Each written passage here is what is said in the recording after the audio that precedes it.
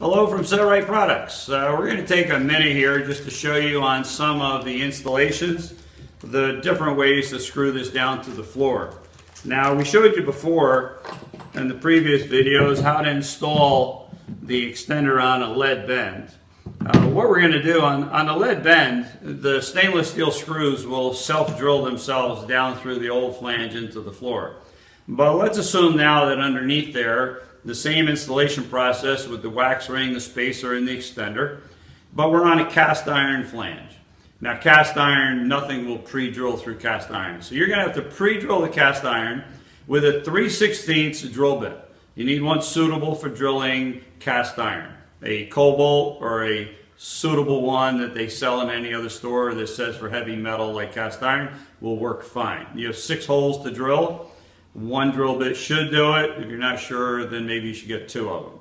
What you want to do is, these screws are 3/16 diameter self-drilling, but you have to drill a 3/16 hole into the cast iron. In order to do that, you're going to make sure that your Johnny bolt slots are lined up at 3 o'clock and 9 o'clock where they're supposed to be. Take your drill bit, put your feet on top of the flange to make sure it doesn't ride up on the drill bit. Hold it in place and drill the 6 holes. I do recommend on a lot of drill bits that you put a little drops of oil on there to keep the drill bit cool. Drill the holes, and then you can use a number 3 Phillips head tip, because our head on the screw is a little larger than a regular sheetrock screw. Sheetrock screw would be a number 2 Phillips head. This would take a number 3. Take a number 3 Phillips head, put that on there, put your feet on there, and go ahead and screw that down. It'll go right through the cast iron flange and screw it down to the floor, and you'll be fine.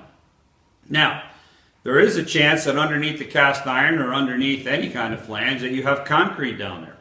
So the scenario changes a little bit if you're on concrete. If I'm on a concrete floor and I want to use the screws that are in our kit, you need to drill the concrete with a 5/32 masonry bit. And you have to make sure you drill deep enough so the screw won't bottom out and not continue to go down into the floor. So if I'm using 3.5-inch screws, I've got to drill at least 4 inches below the top of the extender to leave room for dust and debris at the bottom so I don't bottom out when I screw it down. So again, on a concrete floor, it's a 5/32 masonry bit. Drill your holes down into the concrete. If it's cast iron, it's got to be 3/16 through the cast iron. Then you'd have to change over, if there's concrete underneath that, to the 5/32 drill bit. Then these screws will go down and hold this down to the floor where it's supposed to be.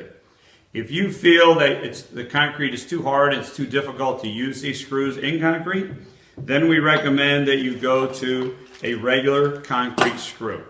So we have them available. They're available at all the stores out there selling the product. You could go to that and drill this based on the diameter of the screw that you get. But 90% of the time, our stainless steel screws do work. So I would go ahead and try this first with the 5/32 drill bit. A number 3 Phillips head tip, and then cast iron would be a 3/16 drill bit. Okay, thanks, have a great day.